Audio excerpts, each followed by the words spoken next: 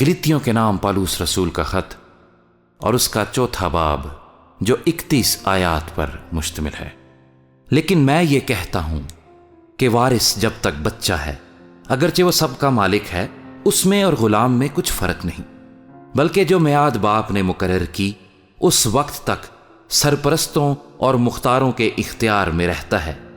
اسی طرح ہم بھی جب بچے تھے تو دنیاوی ابتدائی باتوں کے پابند ہو کر غلامی کی حالت میں رہے، لیکن جب وقت پورا ہو گیا تو خدا نے اپنے بیٹے کو بھیجا جو عورت سے پیدا ہوا اور شریعت کے ماتحت پیدا ہوا، تاکہ شریعت کے ماتحتوں کو مول لے کر چھڑا لے اور ہم کو لے پالک ہونے کا درجہ ملے۔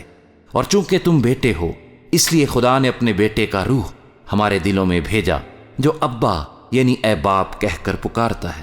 پس اب تو غلام نہیں بلکہ بیٹا ہے، اور جب بیٹا ہوا تو خدا کے وسیلے سے وارث بھی ہوا۔ لیکن اس وقت خدا سے ناواقف ہو کر تم ان معبودوں کی غلامی میں تھے جو اپنی ذات سے خدا نہیں، مگر اب جو تم نے خدا کو پہچانا بلکہ خدا نے تم کو پہچانا، تو ان ضعیف اور نکمی ابتدائی باتوں کی طرف کس طرح پھر رجوع ہوتے ہو جن کی دوبارہ غلامی کرنا چاہتے ہو؟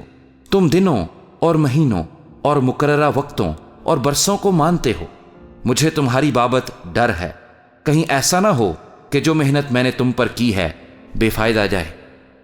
اے بھائیو، میں تمہاری منت کرتا ہوں کہ میری مانند ہو جاؤ، کیونکہ میں بھی تمہاری مانند ہوں۔ تم نے میرا کچھ بگاڑا نہیں، بلکہ تم جانتے ہو کہ میں نے پہلی دفعہ جسم کی کمزوری کے سبب سے تم کو خوشخبری سنائی تھی، اور تم نے میری اس جسمانی حالت کو جو تمہاری آزمائش کا باعث تھی نہ حقیر جانا نہ اس سے نفرت کی، اور خدا کے فرشتے بلکہ مسیح یسوع کی مانند مجھے مان لیا۔ پس تمہارا وہ خوشی منانا کہاں گیا؟ میں تمہارا گواہ ہوں کہ اگر ہو سکتا تو تم اپنی آنکھیں بھی نکال کر مجھے دے دیتے۔ تو کیا تم سے سچ بولنے کے سبب سے میں تمہارا دشمن بن گیا؟ وہ تمہیں دوست بنانے کی کوشش تو کرتے ہیں، مگر نیک نیتی سے نہیں، بلکہ وہ تمہیں خارج کرانا چاہتے ہیں تاکہ تم ہی ان کو دوست بنانے کی کوشش کرو۔ لیکن یہ اچھی بات ہے کہ نیک امر میں دوست بنانے کی ہر وقت کوشش کی جائے، نہ صرف اسی وقت جب میں تمہارے پاس موجود ہوں۔ اے میرے بچوں، تمہاری طرف سے مجھے پھر جننے کے سے درد لگے ہیں، جب تک کہ مسیح تم میں صورت نہ پکڑ لے۔ جی چاہتا ہے کہ اب تمہارے پاس موجود ہو کر اور طرح سے بولوں، کیونکہ مجھے تمہاری طرف سے شبہ ہے۔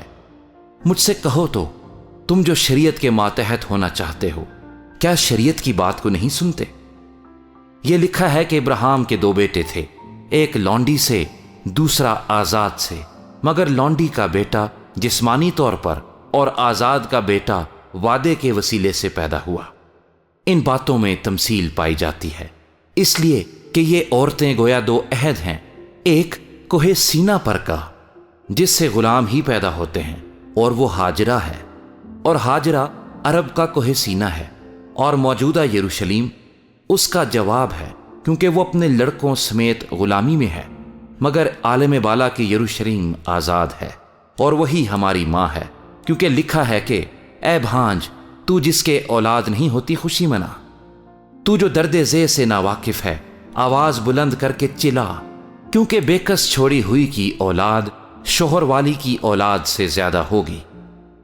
پس اے بھائیو، ہم اسحاق کی طرح وعدے کے فرزند ہیں، اور جیسے اس وقت جسمانی پیدائش والا روحانی پیدائش والے کو ستاتا تھا، ویسے ہی اب بھی ہوتا ہے، مگر کتاب مقدس